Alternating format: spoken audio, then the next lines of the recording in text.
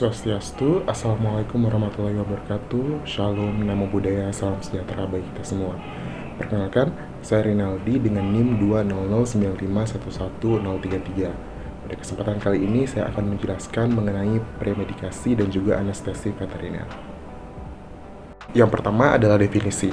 Premedikasi sendiri ialah pemberian zat kimia sebelum tindakan anestesi umum yang bertujuan menenangkan pasien, menghasilkan induksi anestesi yang halus, serta mengurangi rasa nyeri selama atau pasca operasi. Kemudian, anestesi sendiri adalah suatu keadaan hilangnya rasa ataupun sensasi yang bersifat sementara dan dapat kembali pada keadaan semula. Adapun tujuan dari premedikasi dan anestesi adalah sebagai berikut.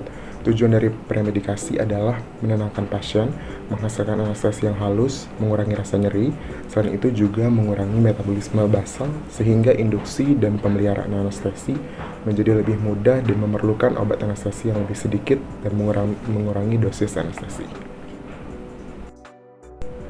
Pemberian dari premedikasi ini sendiri dipertimbangkan sesuai dengan spesies, status fisik pasien, derajat pengendalian, jenis operasi, dan juga kesulitan dalam pemberian anestesi.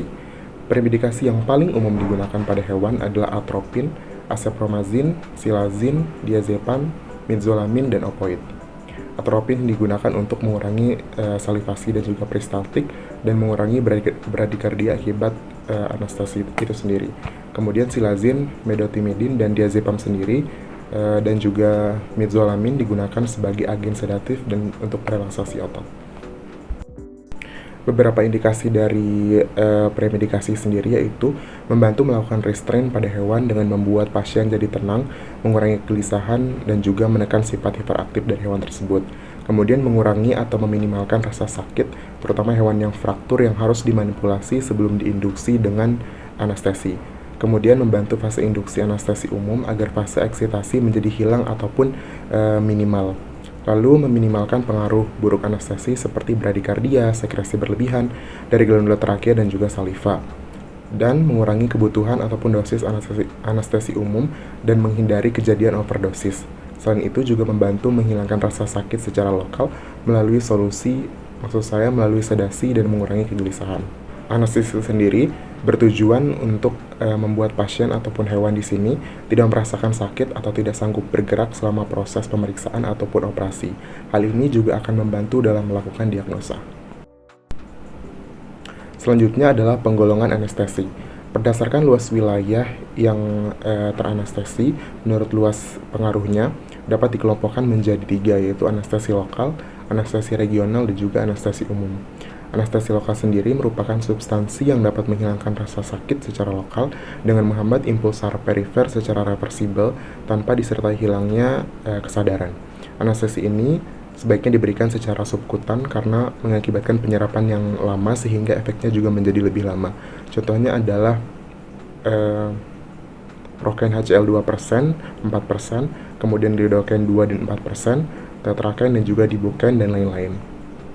Kemudian anestesi regional sendiri yaitu substansi yang dapat menghilangkan rasa sakit pada suatu daerah tertentu secara reversibel tanpa disertai hilangnya kesadaran. Terakhir yaitu anestesi umum, yaitu substansi yang dapat mendepres susunan saraf pusat secara reversibel sehingga hewan kehilangan rasa sakit di seluruh tubuh. Refleks otot hilang dan disertai hilangnya kesadaran. Anestesi ini terdiri dari 2 jenis, yaitu diberikan secara inhalasi dan juga injeksi atau parenteral.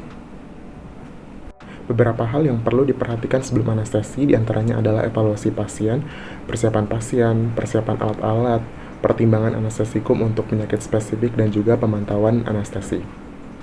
Pemantauan anestesi di sini yaitu tanda-tanda vital yang umum diamati untuk mengevaluasi status fisik hewan sebelum dilakukannya anestesi dan harus diamati dan dipantau selama periode pemberian anestesi. Beberapa hal yang perlu dipantau tersebut diantaranya adalah denyut dan ritme jantung, frekuensi, ritme, dan kedalaman respirasi, pulsus, suhu tubuh, warna membrana mukosa, waktu pengisian kapiler, ukuran pupil dan respon cahaya, serta refleks dan ketegangan otot.